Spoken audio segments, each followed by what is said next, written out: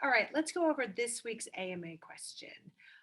It is a English for talking ACT and a writing and language question if you're talking SAT. And let's take a minute and look at it.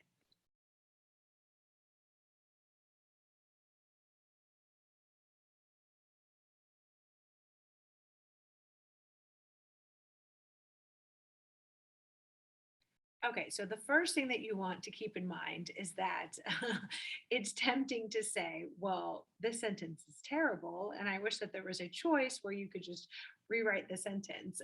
Unfortunately, there is not such a choice. It is multiple choice, which means you have to pick one of the options, which does not entirely rewrite the sentence. So, what's going on here? Well, you need to read from beginning of the sentence to the end of the sentence, not just the underlined portion. You're going to miss a lot of things if you don't do this.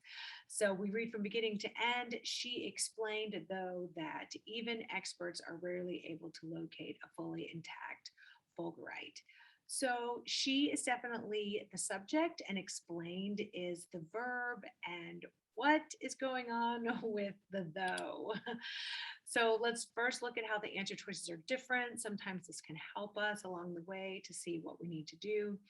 So the answer choices vary because they have commas in different places.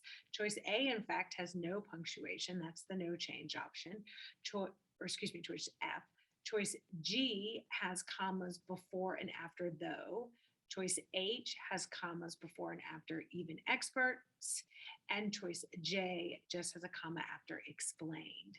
So while maybe at this point you're feeling like, yes, I think I do know the answer, you notice that choice G and H are very similar. So this can kind of set off a little flag and think, yes, we put commas before and after something, a phrase, or even just a word that we could literally snatch out of the sentence and remove it, and the sentence would still make sense grammatically.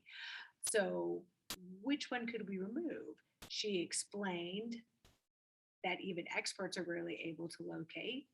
That's removing the though.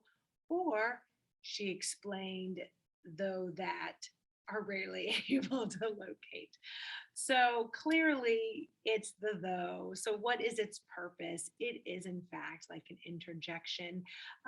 It has the same grammatical structure or comma usage that you would have if you included a transition word like however, although, moreover, in fact, in addition to, in the middle of a sentence, right? So instead of at the beginning or like comma, I'm sorry, sentence, semicolon, transition word, comma, rest of sentence, right? That's a common construction, but sometimes we start the sentence, however, comma, right?